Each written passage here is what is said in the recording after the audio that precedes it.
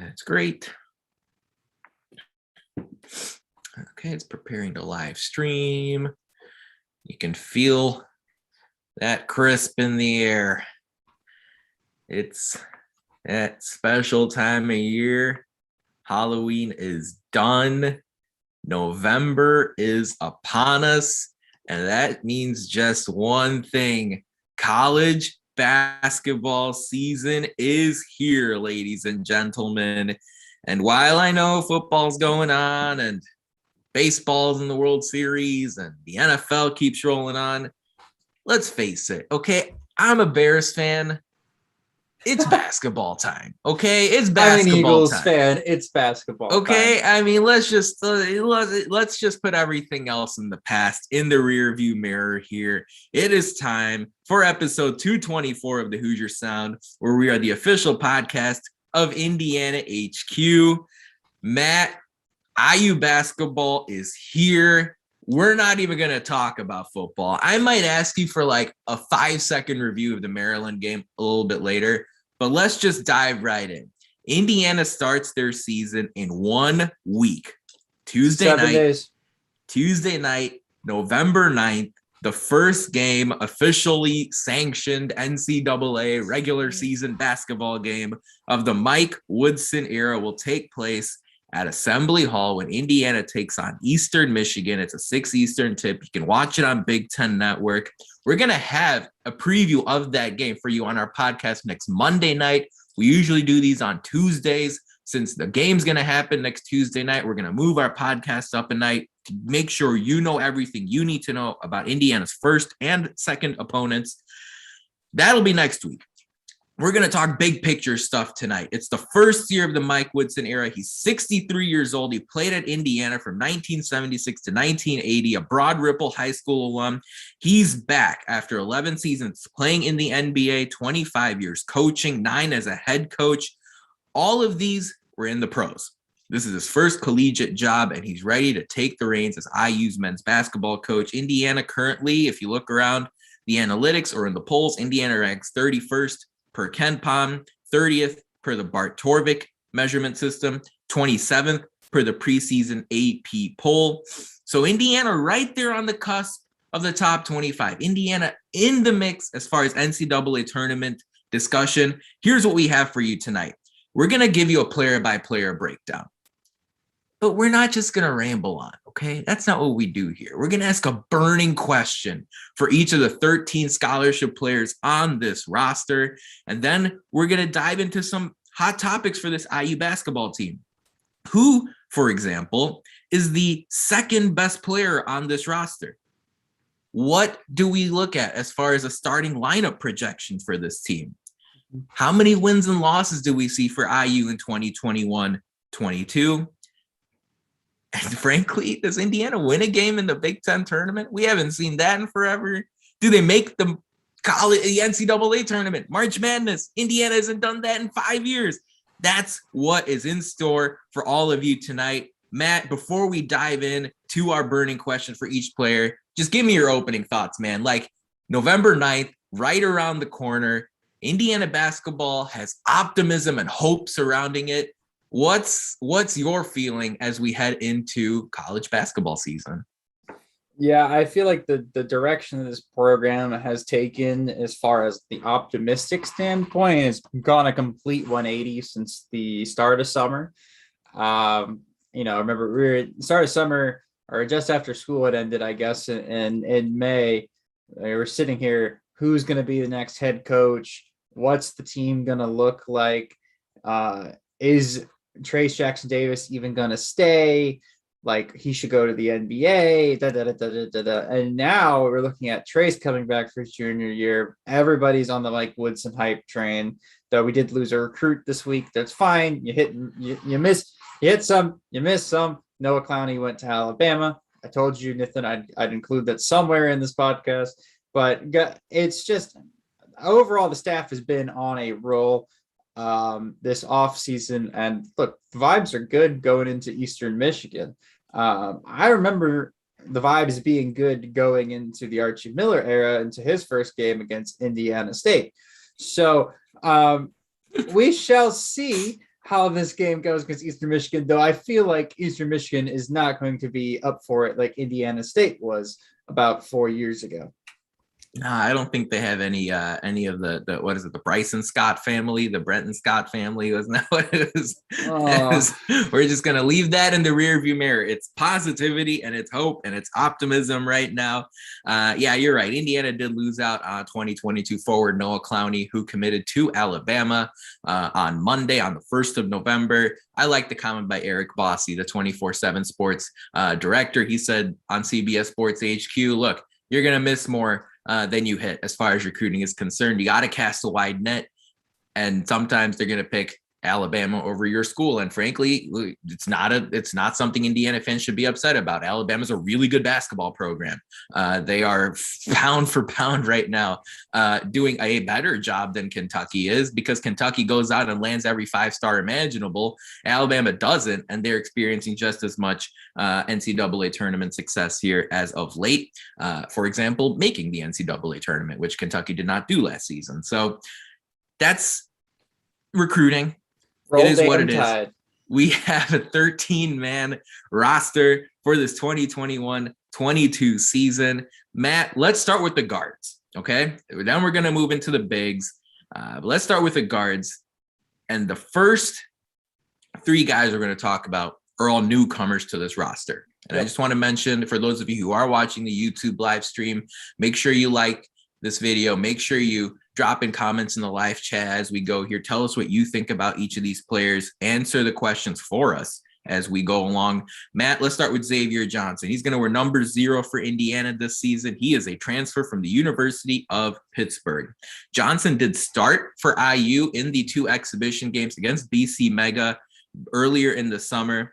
Matt, my question is this. Xavier Johnson is almost definitely going to start a point guard for Indiana. He's got NBA on the mind, and Indiana hasn't had a major NBA player really since the start of the Archie Miller era. Romeo Langford has done his thing with the Boston Celtics. Juwan Morgan's done his thing with the Jazz.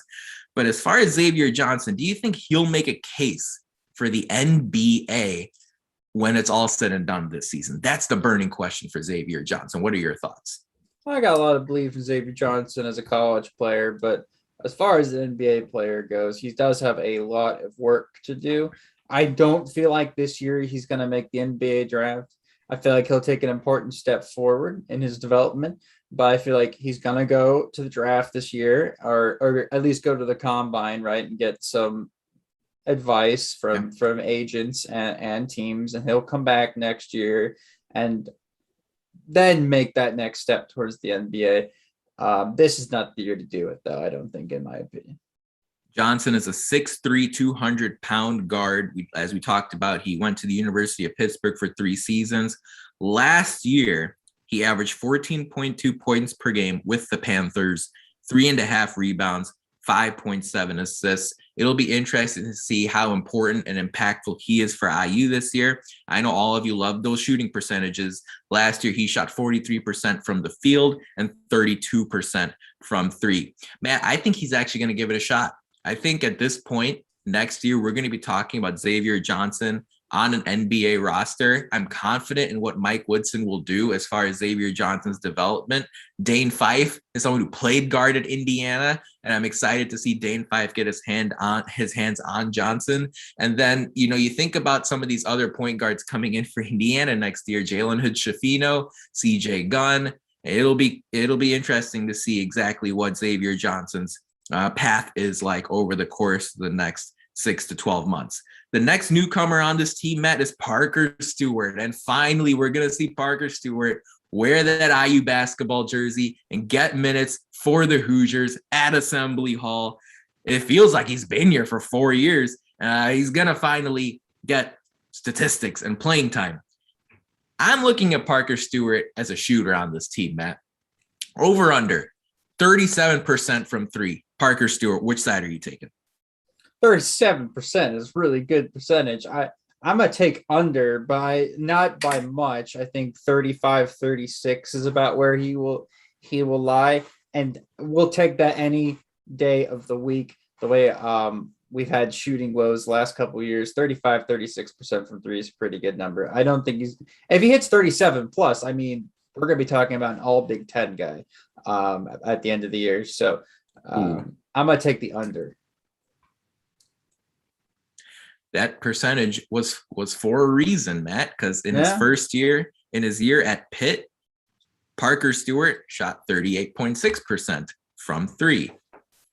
At UT Martin, Stewart took more shots and saw his percentage drop to 35%. So I kind of split the difference. I said 37%. Indiana had two guys hit over that mark last year, Armand Franklin and Al Durham. Jordan Geronimo also did, but it was in really limited samples. I'm going to leave him out of this. As far as Franklin and Durham, though, they both connected on over 37%. I'm going to take the over for Parker Stewart. I think he's somebody who has shown me through different scrimmages that we've seen, through his intent on getting better as a shooter, by watching him play and seeing video of him. It looks like he's got a really smooth stroke. I'm going to take the over with Parker Stewart, and I'm envisioning, right? And this is the difference between somebody who just reads off a stat sheet and people like you and me, Matt, who watch the games and see and can see how these things develop. I'm envisioning an offense, right, where Trayce Jackson-Davis gets that defense to collapse inside, right? And you think about who Parker Stewart was at Tennessee Martin, an alpha, sort of the primary ball handler, the focal point of the opposing defense's game plan. At Indiana, that's not going to be the case. You're going to have Trayce Jackson-Davis absorb that defensive pressure. You're going to have Xavier Johnson force the defense to be off balance. And that's going to create a lot more quality openings for Parker Stewart. You may not see him attempt 8 threes per game, but the 3 or 4 or 5 that he takes, I think he's going to make a really high percentage. I'm going to take over that 37%. The final newcomer that's in the backcourt for Indiana, Matt, is Tamar Bates. And I know you love Tamar Bates. He's going to wear number 53 for Indiana this year. Here's the burning question for me and Tamar Bates, Matt. Do you think Bates makes the all Big Ten freshman team this season? There are a lot of quality newcomers this year. Think about Caleb Houston and Musa Diabate at Michigan, Max Christie at Michigan State, McGowan's at Nebraska, Kaufman and First at Purdue. Does Bates make the all Big Ten freshman team? I think, yes. I think third time's the charm for me to finally go with one of the predictions. And I think he does, because I think he will get time. As we've seen so far this year, this team has been dealing with injuries since day one. I don't feel like that is going to be much of a difference during the height of the season either.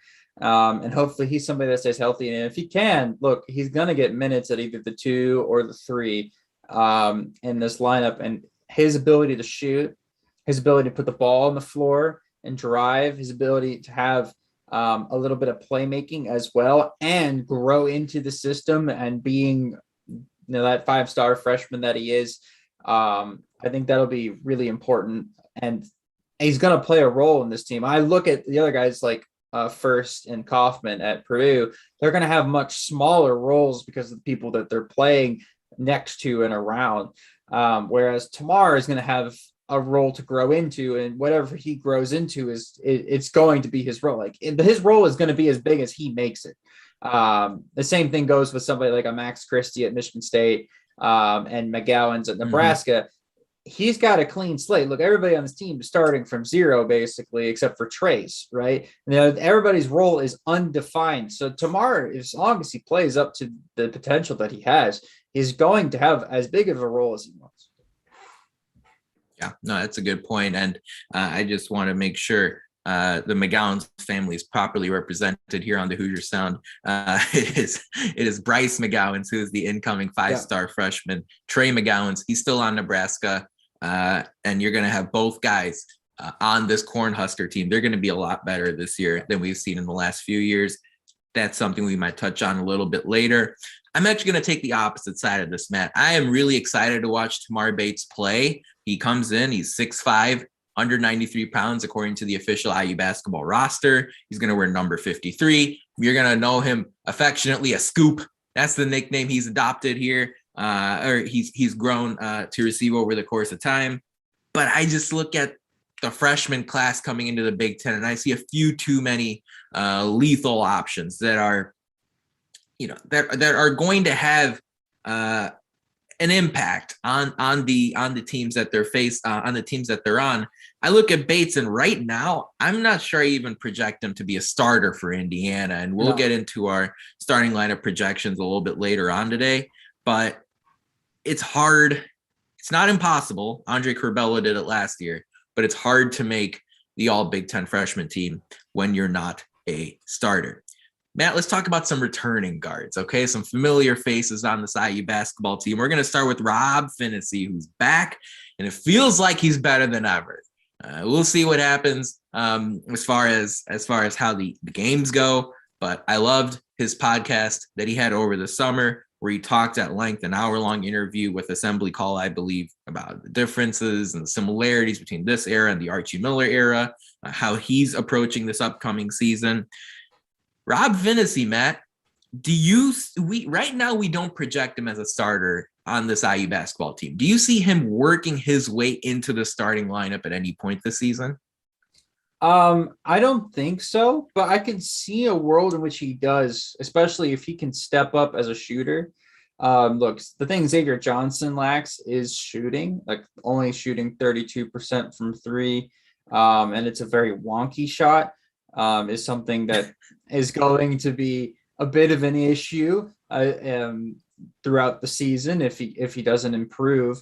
And if Finissie can do what Xavier can, we're going to be looking at Rob possibly being a starter, but we know what he offers defensively, right? We've seen that.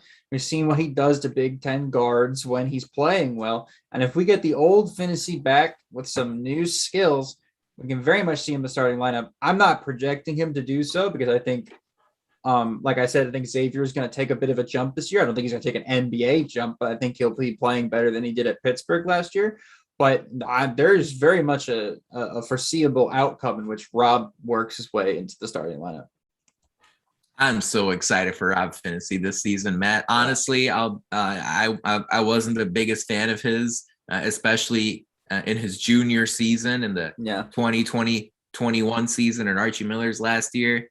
I thought there were times where Finissie should have gotten games off just to reset and get a different perspective on basketball before coming back for the stretch run. I am so excited to watch him play this year. I think you're going to see a really efficient basketball player on a per minute basis that is a constant pest for the Big Ten's best guards. We talked about some of the incoming freshmen. We know who the quality backcourt players are in this league.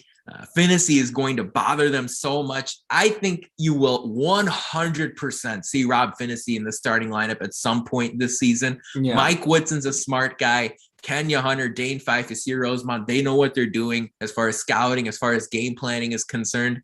There are going to be matchups where the coaching staff in Indiana says, Rob Finissie's got to start this game because this matchup against whoever the quality opposing guard is that Indiana's facing is one where we need to have Finissie on the court from the first minute. So right now, while I think you and I are going to have Xavier Johnson and Parker Stewart starting for Indiana, Rob Finissie, to me, will 100% make his way into the starting lineup at some point. And I know Hoosier fans can't wait to see the McCutcheon product from Lafayette, Indiana, get that opportunity. Anthony Leal, Matt, he's a familiar face. He's someone who had a couple of big games last year. The one now is there in person when he went into Kohl Center in Madison, a house of horrors for Indiana basketball. He ended up lighting it up from downtown. Matt, here's the question for me and Anthony Leal, and I want you to help me out with this. Is he going to see minutes this year? Is he going to see consistent minutes? I'm talking double-digit minutes per game as far as this IU basketball team is considered. No, he will not. And here's why. Not because he's not a bad player. It's because other players who are more experienced and or higher rated than him have come in and taken his role. You have somebody like Tamar Bates, Miller Kopp has come in and kind of clogged up that spot in which Anthony plays, that 2-3 3-point shooter, floor spreader. We got those now. We got shooters, all right? Like Leal isn't the only guy whose main attribute is shooting anymore. And so sadly, he's not going to see as many minutes as he did last year, this year. And he didn't see a ton last year. But that's not the end of the world for Anthony. Again, he's got to develop. He's a guy who we were talking about when we recruited him to IU.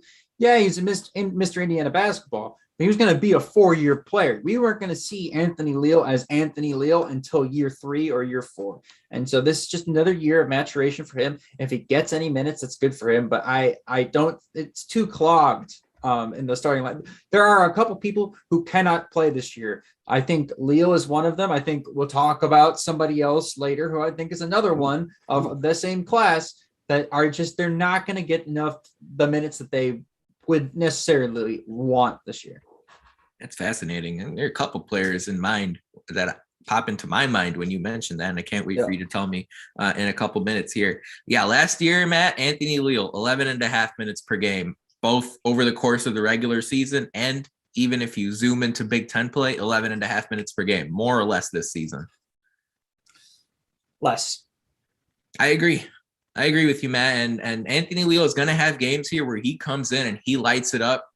When Indiana's slumping on offense, I already know. We talked about envisioning things for this upcoming season, right? I envision Indiana facing an 8-point deficit against Purdue, or a 10-point deficit against Wisconsin or Ohio State, and that's when I hope we're not down by 10 to Wisconsin. Basketball is a game of runs. You might fall behind anyway. Okay, Ohio State, right, or Michigan State, or Michigan, or Purdue. And Anthony Leal gets tabbed by the coaches to come in and give this offense some extra spark. And, look, I could even see Anthony Leal hitting a big shot in the Big Ten tournament or getting an important stretch of minutes in a March Madness game. But when I look things in the Big Ten tournament, you are off your rocker. When I look big picture, though, because that's what tonight's about, I don't see Anthony Leal getting 11 and a half minutes per game this season. If we're talking next year or a couple of years from now, I think not only will he get more minutes, I think he's going to be a starter on this team. But as far as this year's concerned, I think we got to temper expectations just a little bit. I like the comment by Denny Brown. He says in the YouTube chat, if Leal is shooting well, he'll get his minutes. And sometimes it is that simple. If Anthony Leal's hitting 2 out of 2 from downtown in that first game against Eastern Michigan, if he's hitting 3 out of 4 in that second game against Northern Illinois, if he hits a couple big threes against St. John's, then it doesn't matter. Good offense trumps defense almost every day of the week. I don't care what Coach Woodson says about we're going to play defense first. If the guy's got the hot hand, he's going to play him. So, yeah, that's the correct take. Not going to happen, though, because I wish, but it's not going to happen. I wouldn't put money on it. Same question for Christian Lander, Matt. Superstar from Evansville last year in that 10-minute per game neighborhood. Literally the same question. Will he see double-digit minutes this upcoming season? 10 minutes per game, over or under that amount for Christian Lander this season? Now, this is the toughest question of the whole show because my brain wants to say no, but my heart and my gut says yes, that he will see more minutes this year. And I'll go with my gut here because my brain says there's a lot of people. There's Xavier Johnson, there's Finissie at that point guard position, right? You got Tamar, and then you've got Parker Stewart at the 2 guard, and then you've got Miller Kopp and Anthony Leal at the 3. So he can't come in and play as like a third point guard. What's going to happen here? And my answer is this. I think Xavier Johnson, Finissie, and Lander by the end of the year will be sharing minutes at a third apiece. I think by the end of the year, they're each going to get about 15 minutes a game. Yeah. Well, not 15 minutes a game. They're going to get 10, 12 minutes, however. I get what you're saying. Yeah, they're going to get a third. Even split. They're going to get an even split. And there's going to be certain lineups in which Lander, Finissie, and Johnson are all going to fit in and have really good chemistry with. Because Lander, again, we're talking about what Coach Woodson wants. Last year, Archie had them running set plays down the court every single time. You're getting into sets. Lander's a cerebral point guard whose main attribute is 1, getting out in transition, and 2, being able to see the floor using something like a pick and roll. that's going to happen when you're moving, right? So I can see him getting in a lineup with somebody like a Jordan Geronimo, who we'll talk about later, right? Or getting in a lineup with where you're playing Michael Durr at the 5, where he can have somebody that's gonna be a natural pick and roll guy, who he can play off of, because he's gonna thrive in that system. He can play. He's got the promise. He wasn't rated 5-star for no reason. These guys do not, right. They're not duds. Rarely are they duds. There's a very much a reason why there's a pedigree to somebody like a Lander. So he's going to get playing time this year. So I'm going to take that he's going to get more minutes this year than he did last year. Yeah, here's the thing, Matt. I'm going to say something that's guaranteed to piss people off. Guaranteed. I already know it's going to force some of you who are listening to throw your phone or laptop or whatever at the wall. Mike Woodson's an NBA guy. Okay. Yeah. And one consistent theme you see in the NBA, much more than you see it in college basketball, is this phrase: load management. Okay. And if Rob Finissie or Xavier Johnson pick up an injury over the course of the season, or if Parker Stewart picks up an injury over the course of the season, and maybe in the day or two leading up to the game, Mike Woodson says, "Guy's questionable. This guy's a game time decision. This guy may play, he may not play." Because you have Christian Lander available, those guys will probably get the night off. If it's a questionable injury, a shoulder here, a knee there, an ankle here, a neck, whatever. Because of load management or injury management, I think you're going to see Christian Lander go over that 10-minute per game mark, because you have a super talented point guard available at your disposal as an asset that you can resort to when you are in the thick of Big Ten season and you're in the middle of the grind and it's leading on your drive to Evanston, Illinois. And that's exactly when Christian Lander can come in and play 20 minutes for you and take some load off the other guys on this team. So I think Lander is going to hit over that 10-minute per game mark, and he will see minutes over the course of this season. The final guard we haven't talked about is Trey Galloway, Matt. And here's a really open-ended question for you. In-state guy, was an incoming freshman last year, second year in Bloomington. What's the best case this season for Trey Galloway? Best case scenario. What do you have for the Culver product? That him and Miller Kopp get in the gym together and he can start shooting 3-pointers, because the problem with him last year is he became almost like a McRoberts 2.0 for the team, right? His defense was fantastic, even for a freshman. He was very good. Again, he's a lengthy guy and very versatile, and so he was very good in the pack line. But on offense, he was just a dribble handoff guy the whole time. And he can do a little bit more than McRoberts can, dishing the ball, playmaking wise, but he couldn't get a bucket to save his life because he couldn't spread the floor. And so teams were just sagging off of him on defense. If he can't shoot the ball this year, he's going to get way less minutes than he got last year. I thought his role last year was inflated, as was due to the team just not playing very well and him being the only guy that was even playing up to somewhat expectations. And so for me, best case for him this year is for him to develop a jump shot, and he might force his way into the conversation into getting minutes over somebody like a Tamar Bates. But I don't see that happening. It's a good question. It's a good point you made there. With Galloway, shooting the ball would be huge for him. He went 6 for 33 from 3 last season. That's 18%. Okay, I can save all of you the pain of going to the calculator. Here's what should concern Hoosier fans even more. We talked about Galloway going 6 for 33 from downtown last year. Over the course of the entire season, Galloway had just 11 steals and 1 block. Okay, so there's this perception, right? And it's justified that Trey Galloway is this defensive-minded player who knows how to crunch down on the opposition on the perimeter, good help defense, good instincts, all. But sometimes the numbers matter a little bit more than the perception. Yeah. Okay. And this year, the best case scenario for Indiana and for Trey Galloway is if over the course of let's just round easy numbers, right? 30 game season, Trey Galloway gets 30 steals and 20 blocks.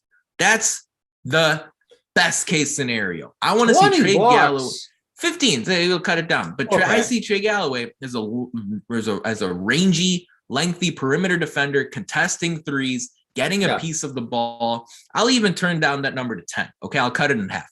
But the 30 steals, I want to see him poach the opposing guards and forwards of the basketball, actually pull those steals in, get those numbers into the box score, because if he can prevent baskets, that's just as valuable for Indiana as him scoring with the basketball. Well, so get those steals. I want to see Trey Galloway force turnovers. Yeah, steals aren't just taking away the basketball. It's also creating a fast break opportunity. And again, this is a team that wants to run. If he can start forcing steals regularly, he's going to get himself into the starting lineup. Or not the starting lineup. It will get himself into the rotation, surely, because he's somebody that can create offense by providing game-changing defensive plays. Will it happen? I'm not going to bet money on it. But that's the best case scenario for him. And that's what the question was. So exactly. That's what it is for me. You know, if Galloway gets minutes, can he go out there and get a steal a game? That's what I want to see Trey Galloway do. Any game where he gets a steal, that's a good game for Trey Galloway, if you ask me. So make sure that happens. Let's take a quick break here before we talk about the bigs, the forwards, the centers on this team. Let's talk about who won the week this past week in IU sports. And we would be remiss if we did not mention the two Hoosiers in the NFL who scored touchdowns on Sunday. Nick Westbrook-Ikhine, as well as Jordan Howard, found the end zone. Howard wasn't even on the Eagles roster until Sunday. Philly picked him up. He scored twice in the Eagles blowout win in Detroit, in Michigan. Will Indiana score 2 touchdowns in Michigan on Saturday? I'm Absolutely not. But we will not talk about that any further. Nick Westbrook-Ikhine, though, great touchdown for him in Tennessee's overtime victory against the Colts at Lucas Oil Stadium. I'm sure you've seen it by now, but if you haven't, he and former Hoosier offensive lineman Roger Saffold, during their touchdown celebration, did the IU sign the fist and blades, I think is what they call it. So really great celebration to see some Hoosier love there. And even on Twitter, Nick Westbrook-Ikhine posted something like Hoosier for life. Really great to see him, who, by the way, he is playing a pretty big role on this Titans team that is marching towards the playoffs. And remember, Nick Westbrook-Ikhine was not drafted into the NFL. So him playing a major role on a contending NFL team, on a division leading NFL team, that's really, really impressive for the former Hoosier wide receiver. Quick reminder, and this is important, if you'd like to subscribe to our podcast for free, all you have to do is search for The Hoosier Sound wherever you listen to podcasts. Stay up to date with all of our information by following us on Twitter at Indiana HQ, as well as at The Hoosier Sound. We do these every Tuesday night from now until the end of the world. If you enjoy our show, leave us a review, tell a friend, share our links. That support really helps us grow this podcast more than anything else and reach more passionate IU fans such as yourself. Matt, let's talk about the bigs. Michael Durr, he transfers in from South Florida, a true 7-footer. Do you think he's going to give Indiana better or worse production than Joey Brunk did? To me, this is a like-for-like replacement. Talk to us about Michael Durr, and do you think he's going to be more effective than Joey Brunk was? I think he's going to be more efficient than Joey was. I think that's what I go. I'm not sure he's going to produce more because I don't think that's going to be his role to come in and score. He's going to be there for rim protection, and he's going to be there to just be a body on offense, be a screener. So his job is not going to be to score. Again, if he gets buckets, that's great, but that's not his main role out there. So I don't think like scoring numbers, not going to be as great. I think he's going to be a better rebounder, which I thought Joey was a pretty okay rebounder as it was. And then I think he's going to be a much better defender than Joey. He can do a lot more than Joey can. Plus he's just taller as well. 2 inches really matter. And so I think he's going to be much better than Joey. 7 foot, 250-pound big man. But the tall, large Michael Dirk is going to wear number 2. So I'm curious to see how that looks on his jersey. We haven't seen him play. He didn't play for Indiana against BC Mega. He did not dress for IU Secret Scrimmage against Belmont. So hopefully we can get Michael Dirk here a week from today. Brunk at Indiana averaged 6.8 points per game and 5.2 rebounds per game. I don't think Michael Dirk is going to do that this season. But the number I'm paying attention to is the blocks category, where Joey Brunk averaged 0.3 per game. In other words, over the 32 games that Joey Brunk played at Indiana, he had 11 blocks. I think Michael Dirk is going to get more than 11 blocks this season. Yeah. So I'm just going to put that out there. Yeah. Can't wait to see Dirk suit up for the Hoosiers, especially in the case that another one of Indiana's bigs gets injured or is unable to suit up for whatever reason. Dirk can step in, and I don't think you'll have that much of a drop-off in overall production. Maybe a little bit less on offense, but at least the defense should be there. Let's talk about another forward. Matt, Miller Kopp is listed as a forward on the roster. He's going to play a lot of different roles on this IU basketball team. He's going to wear number 12 for the Hoosiers, the transfer from Northwestern. What is going to be his role? Where do you see Miller Kopp specialize on this Indiana team? Because he can do a lot of different things. Is his role going to be the player that can do a lot of different things? Or do you think it's going to be a little bit more specific than that? He's going to fill a specific role, which is going to be good for him and his future prospects, I guess. Because, obviously all these guys want to go to the NBA someday. Miller Kopp's got a long way to go to the NBA. Look, he had a great season last year with Northwestern. He's one of Northwestern's best players. He's maybe Northwestern's best player last year. I know he destroyed us in the game they played us, by the way. But let's be honest here. For his future, he's got to look at guys like Duncan Robinson and trying to come up with other names. People like him who just took a specific role in college. NBA scouts saw that they could fill that role and go, what does his projection look like in year 7 in the NBA, right? What's he going to look like on his second contract? Duncan Robinson made to his second contract and is a very important player for the Heat. If Miller Kopp can be like that for IU, that'd be great. What is Duncan Robinson's role? Just shoot the ball. That's it. He just runs and runs and runs on offense, and the teams have to chase him. And that's going to be Miller's role, I think, this year. I can see that he is going to be a floor spacer, a shooter, a decoy, you name it. He's going to be that. He's going to be, in my opinion, he's the second most important player on offense because he's the guy that takes that team last year that was just broken on offense, right? In every facet of the way, like a team with Trey Jackson Davis shouldn't have been as bad at offense as they were last year, and that's because of the lack of floor spacing. You add somebody like a Miller Kopp, somebody like a Parker Stewart into the lineup, and all of a sudden you have that floor spacing now. So give me Miller Kopp all day as a floor spacer, as a guy that's going to create opportunities by just existing on the floor, because teams are going to have to understand the threat that exists if they give him even an inch of space.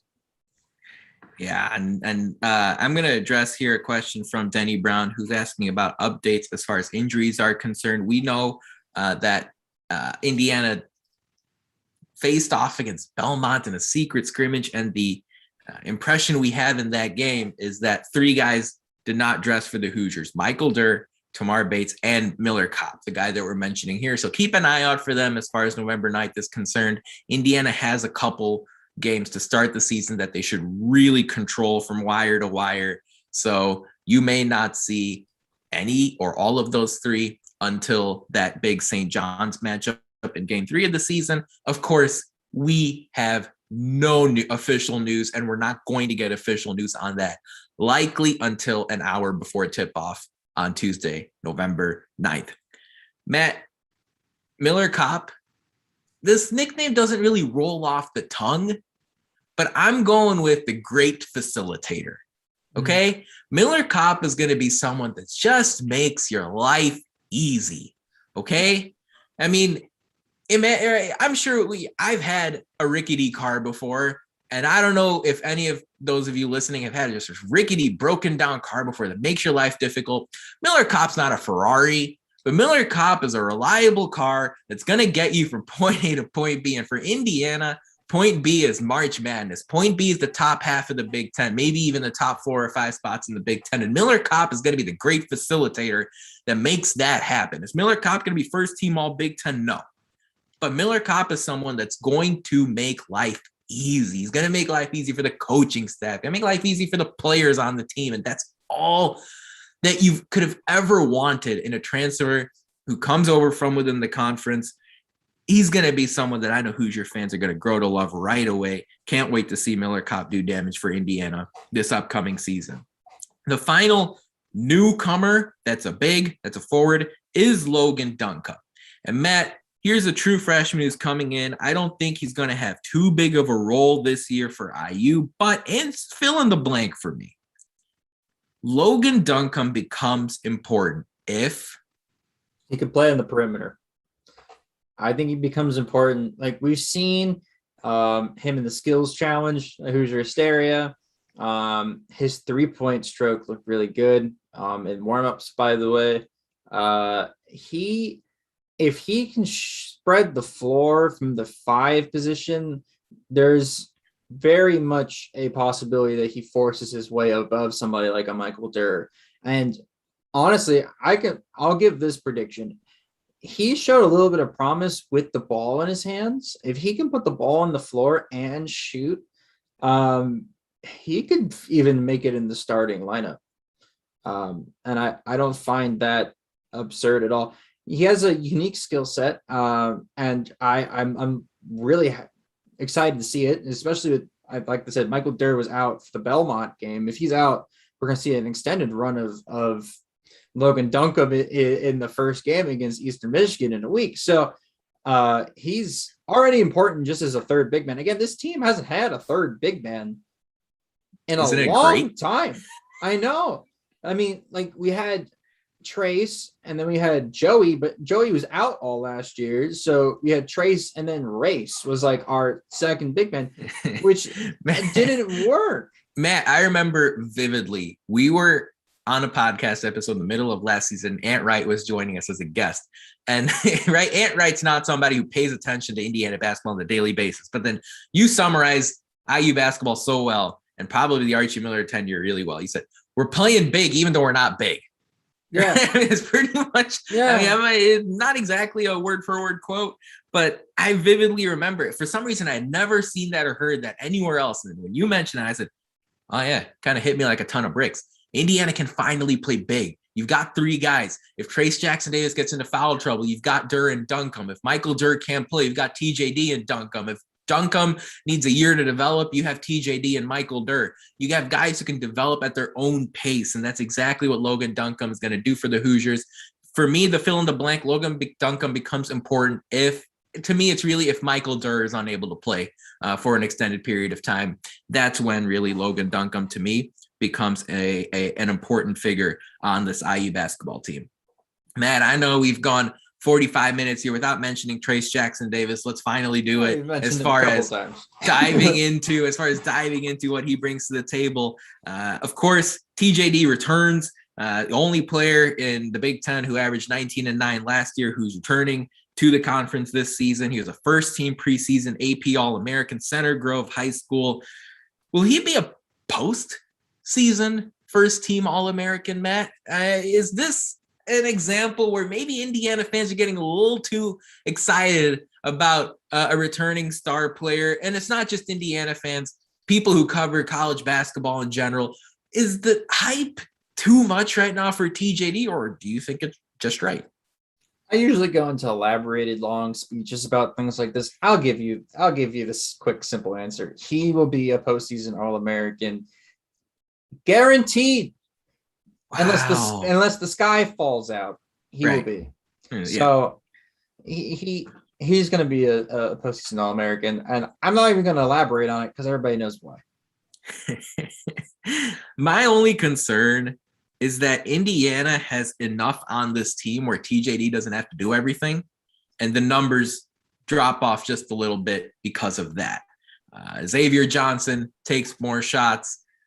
It's Parker Stewart takes more shots. Miller Kopp takes more shots. Tamar Bates and Race Thompson become bigger factors on this team. And that results in Jackson Davis averaging an efficient 15-8 instead of 19-9. That's when TJD doesn't become an All-American to me. I actually do see that happening, but if he becomes a first team All-American, who's going to complain?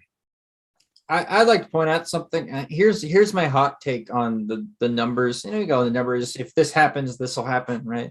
Here's my hot take. If Trey scores less than 15 points per game this year, we win the Big Ten. There you go. I like it. We'll win the Big Ten. Because that means other people have stepped up, right? Yeah. Like that means other people have taken his production away from him, and then teams are going to have a hard time game planning. Like there's going to be games where Trace might not score 10 points if he only scores, if he's only averaging points, he might not score 10 points, but we'll still win because other people are stepping up and playing well. Somebody who we might talk about here in a second might step up and add a little bit of production here. But look, Trace is going to get his numbers. I don't think we're going to win the Big Ten, so I think he's going to average more than 15. I think he'll be fine. He'll get his numbers. Right. And then we're going to need him to score a lot of points this year in some games, because I think there's going to be certain games where some players aren't going to be playing their best, and we're going to need Trace to be there. And to me, along the same lines, right? If Trace Jackson Davis records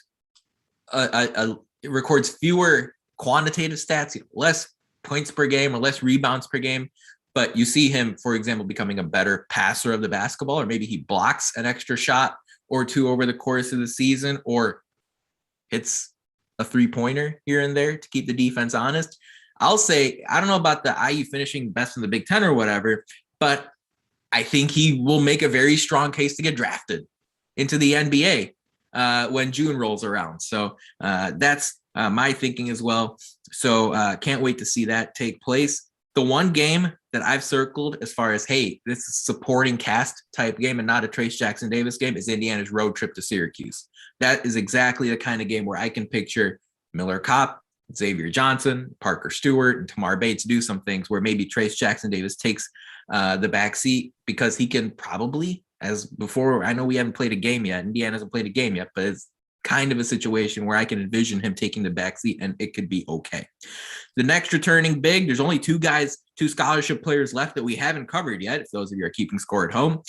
Race Thompson, Matt, which aspect of his game are you most excited to see? He was here at Indiana for the entire Archie Miller tenure. He's wearing that reliable number 25. Nothing crazy's happened to Race. He's the very engaging and versatile player that we've grown to love over the course of his time in Bloomington.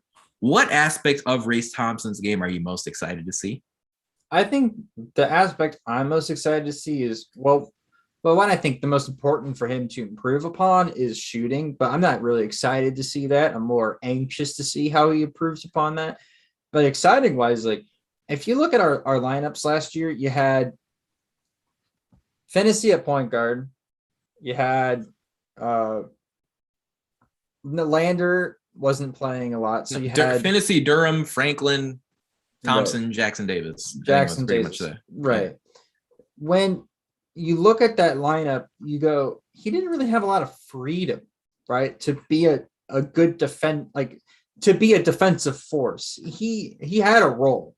This year, he can be whatever he wants to be on defense. He is going to let loose.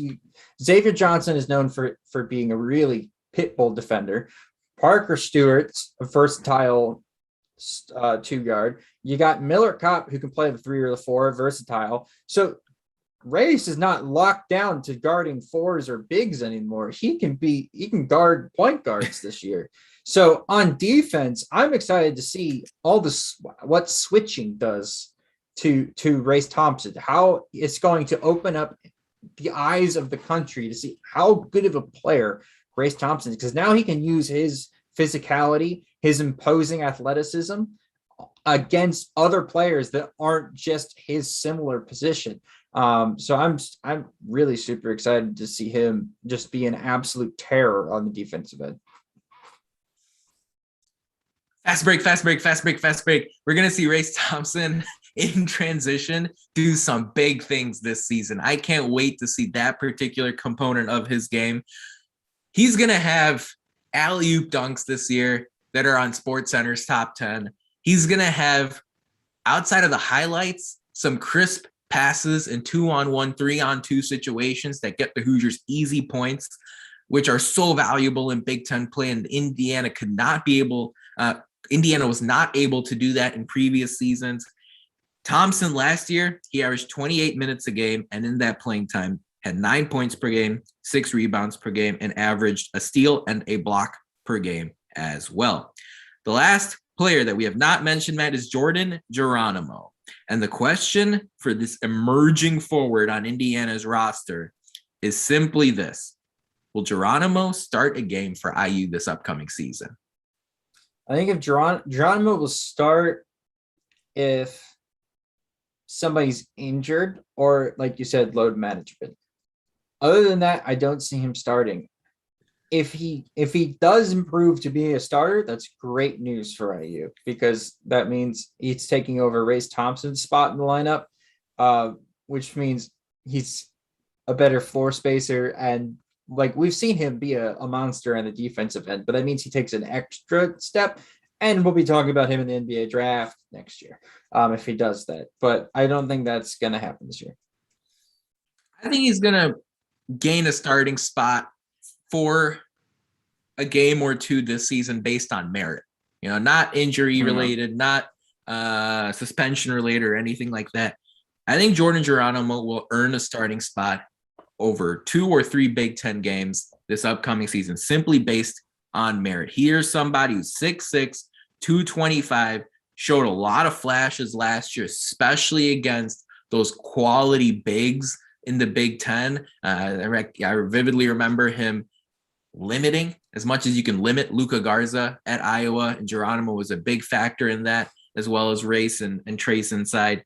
I can see Geronimo this year, if he makes that leap in his second season at IU, work his way into the starting lineup. Am I saying he's going to be all Big Ten first team or second team? Not by any means. Am I saying he's going to be out of here and declare for the NBA draft after the season? No. But as far as getting a starting nod here, 2 or 3 or 4 games in Big Ten play, I think he's going to do it. And I can't wait to see him prove me right as far as that's concerned. So here's the thing.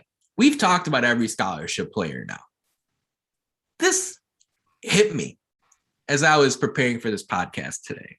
It's obvious, Matt, that Trayce Jackson-Davis is IU's most important player.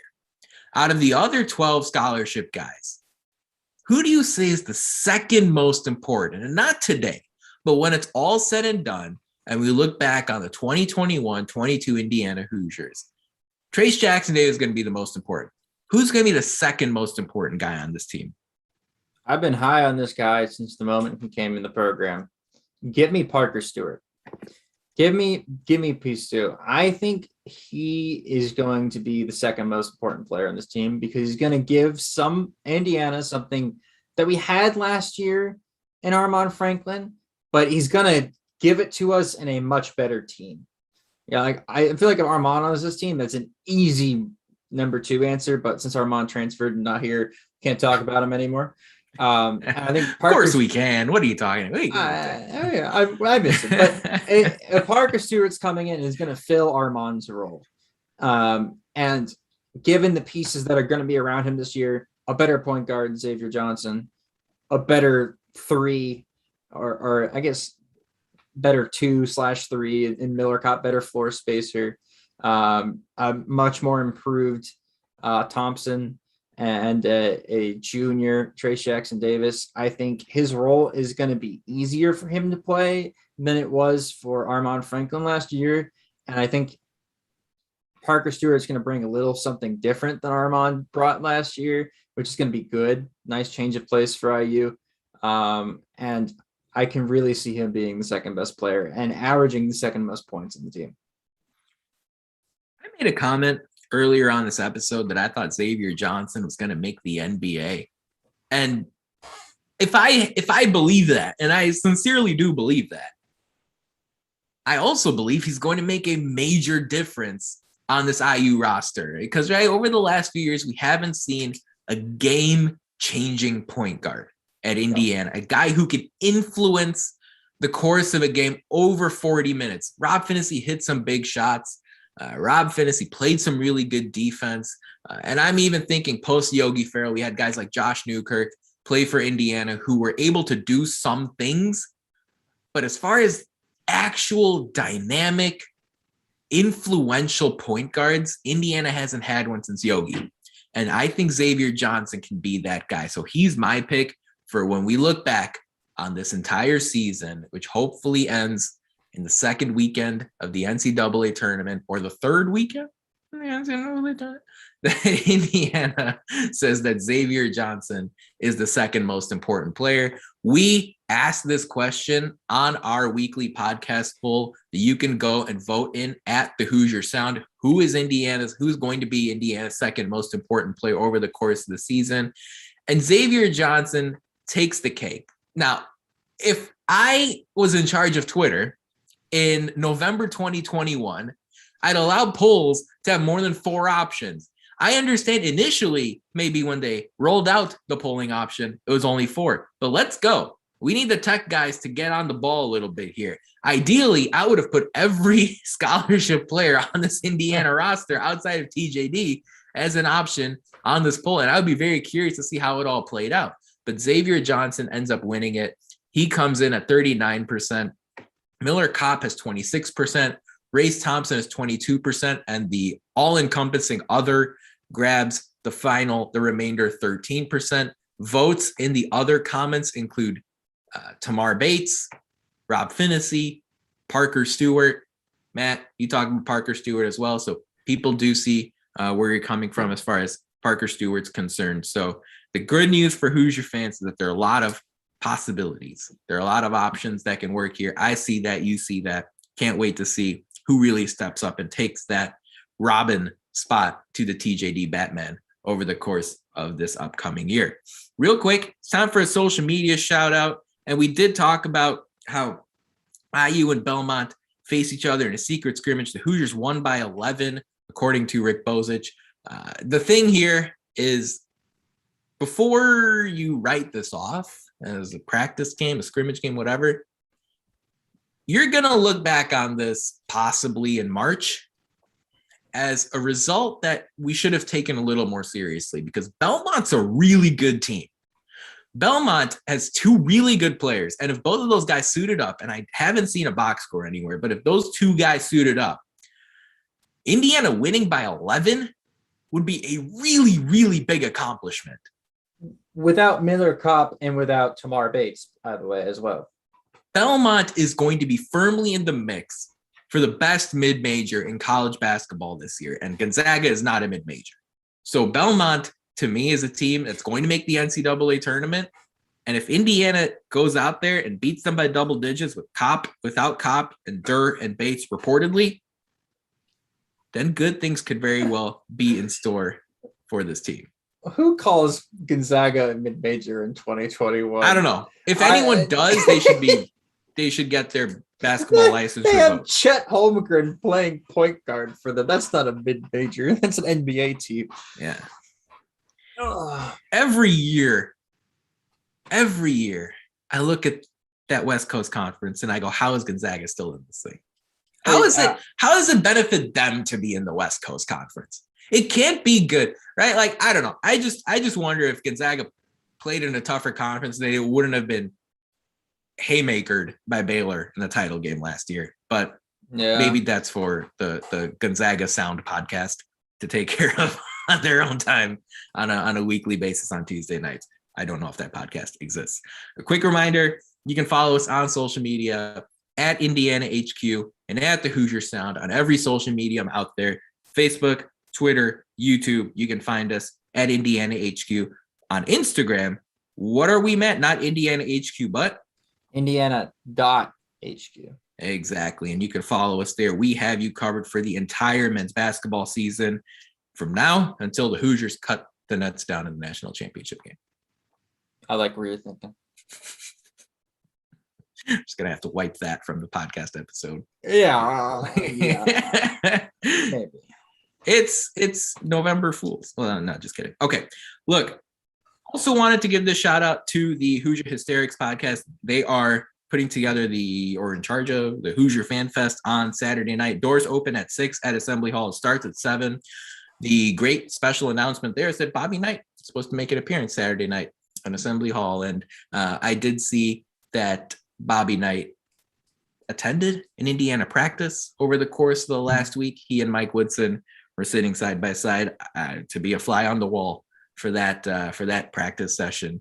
A little unfair. I doubt Eastern Michigan or Northern Illinois has an equivalent figure at their practices, but I guess if you have Knight available, it's great to see him being a more visible, a more consistent figure as far as being a part of this IU basketball program. I know you and I and everyone else, by and large, supports that.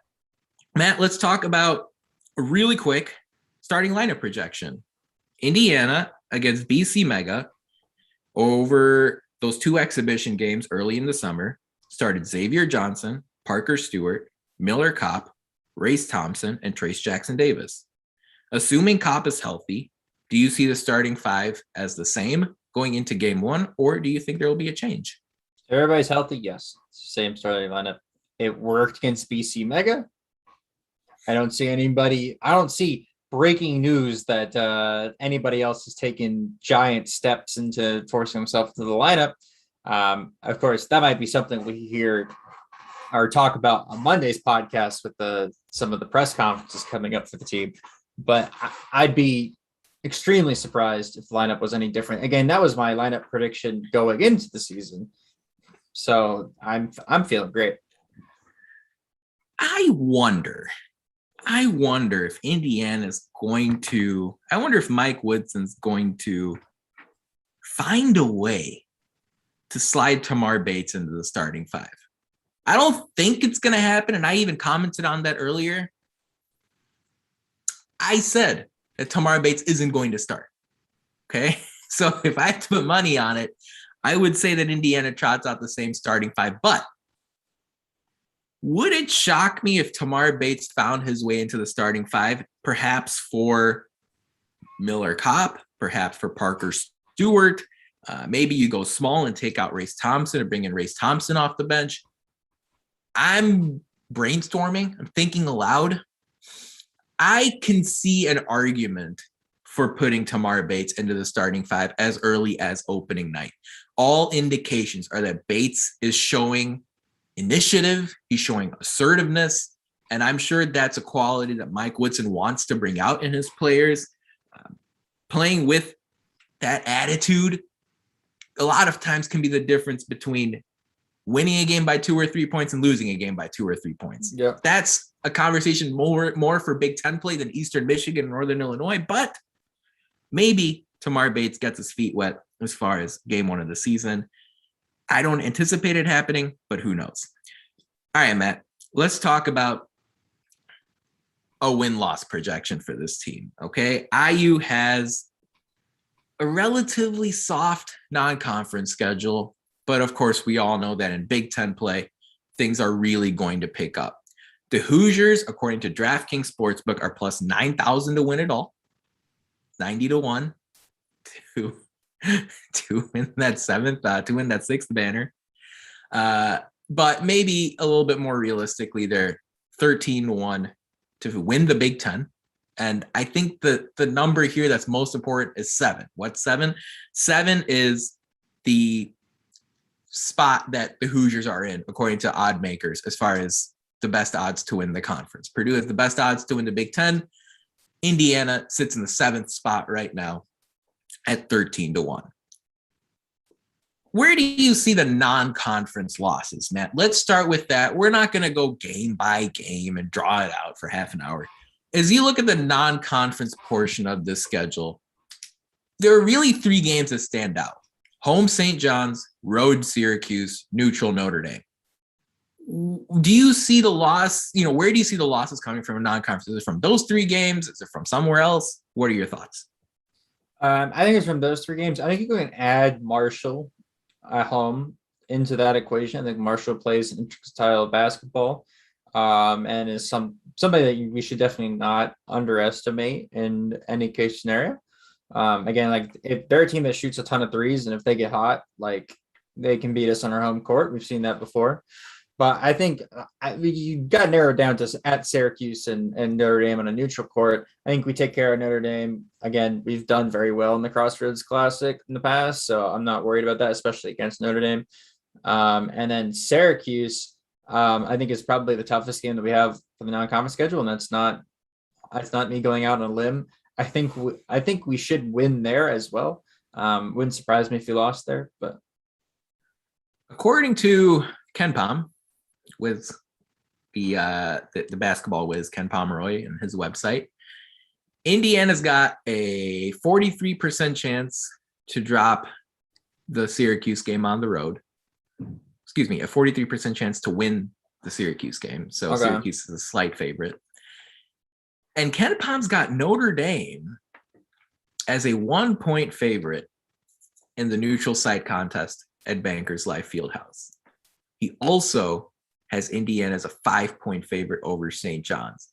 When you look at the rest of the non-conference matchups, it is only Marshall, as well as Northern Kentucky, that Indiana has a less than 90% chance of winning. Ken Pom has the Marshall and Northern Kentucky games as an 87% chance of the Hoosiers coming out victorious. So as I look at this non-conference portion, big picture, I see Indiana winning every game outside of the three tough ones. St. John's at home, Syracuse on the road, Notre Dame neutral. And I'll predict this. Indiana is going to win at Syracuse, and Indiana is going to beat Notre Dame. I think the Hoosiers trip up at home to St. John's in game 3, but I think the Hoosiers win every other non-conference contest. So I've got IU at 11-1 non-conference. Which ones did you say the Hoosiers were going to drop in the non-conference slate? I think they'll lose to Syracuse. So I'm going to go 11-1 with a loss to Syracuse. With a loss to Syracuse. And then as you look at the Big Ten portion, obviously a 20-game slate, always difficult. It's going to be really fascinating to see which teams pop and which teams drop over the course of Big Ten play. A lot of people are saying that the top of the conference is Purdue and Michigan, and then in between those two teams at Indiana, you got Maryland and Michigan State and Illinois, and I'm sure I'm missing one or two. Just give me a number, Matt. 20 Big Ten games. You said Indiana's going to go 11-1 non-conference. What do they do in conference play? I think they'll go 14-6 in conference play. 14-6. So you got Indiana going 25-7 over the course of the entire season. I'll give you an opportunity to tweak that prediction if you want. You can also stick with your guns. I've got Indiana going 11-9 in Big Ten play. I think the first Big Ten experience for Mike Woodson will require some tricky navigation. It's just a different experience, a different challenge compared to the NBA schedule. Of course, you're going to have fans back in Big Ten venues, which is going to be crazy when you have to go to Purdue or go to pretty much every Big Ten arena except for Penn State. Is that it? We know Wisconsin. Wisconsin is a pretty lame atmosphere. So I've got Indiana going 11-9 in conference play, finishing 22-10 on the season. Ken Pom's got Indiana splitting 50-50. So he's got Indiana going 10-10 in addition to going 10-1 in non-conference play. I think I gave the Hoosiers an extra win. We all, Ken Pom, Matt Lukens, and I all have Indiana going 10-1 non-conference. And then it's just in the Big Ten slate where we differ. Ken Pom's got him going 10-10. Matt's got him going 14-6. And I have them going 11-9. So overall, we all think Indiana should find their way into the NCAA tournament. Fun questions to wrap this up, Matt. Does Indiana win a game in the Big Ten tournament? Yes. I'm going to say no. I think they lose again. It's cursed. Wow. Unbelievable. Big Ten tournament is cursed. Unbelievable. Hater. What do you have as far as the NCAA tournament is concerned? November 2nd, we've got Indiana making it. You've got Indiana going 24-7. March Madness, what are your thoughts? How does Indiana fare in the NCAA tournament? The first one they're in since 2016. I think if we're 24-7, we're in that 5 to 6 range. Yep. I would assume if we're a 6 seed, we'll make it to the Sweet 16. And if we are a 5 seed, I think we're going to lose to the 12 seed. So there you go. Right? Yeah. Welcome to the NCAA tournament, folks. I've got Indiana dropping a round of 32 game. I think the Hoosiers will make it. I think the Hoosiers will win that first contest, whether it's a 5-12 matchup or something else. I think Indiana needs a year before they start getting to the second weekend. So I've got a round of 32 appearance as far as March Madness is concerned. Matt, I love that. I love that prediction. If they're a 6 seed, they're going to fare much better than if they were a 5 seed. So there you go. Closing thoughts, Matt. We wind down here a week from the season opener. We got a lot to digest here on this podcast episode. Is there anything that you haven't mentioned that you need to get off your chest? I do have one thing I'd like to mention. Looking at our schedule for the Big Ten, look, things could go south really fast because there's a 3-game stretch I think is very pivotal for Mike Woodson. At Syracuse, at home against Nebraska, at Wisconsin. Remember, we said Nebraska is going to be improved. And so you're going to Tuesday, November 30th, it's going to be at Syracuse. Then that Saturday is Nebraska. Then we travel to Wisconsin. Again, if we lose all 3 of those, y'all on Twitter cannot be burning bridges. Okay. I need y'all to be prepared. There's a very good couches or anything really. Just don't burn. Keep the matchsticks away. It's a really early season, tough stretch. And again, like we said, Nebraska is going to be scrappy. Fred Hoiberg knows what he's doing. And he's got a 5-star freshman, and anything happened. Again, Nebraska played us extremely close last year. Even when they didn't. Yeah. Yeah. Right. Even when they didn't, they did. So, Syracuse, Nebraska, Wisconsin, that's huge. And then the second thing I want to talk about is the away games that we have in the Big Ten. Why I said 14-6, because I'd like to back that up a little bit. Our away games are, again, I'll bring back Wisconsin. Wisconsin's very beatable on the road. Again, we haven't won there, but very beatable. The next away game is Penn State, very beatable. At Iowa, very beatable. At Nebraska, I said they're scrappy, but we should still be able to beat them on the road. At Maryland, at Northwestern. I think we should be able to beat one, and then at Minnesota, Northwestern, Penn State, Nebraska, Iowa, Penn State, Wisconsin. I think, to me, should all be wins on the road.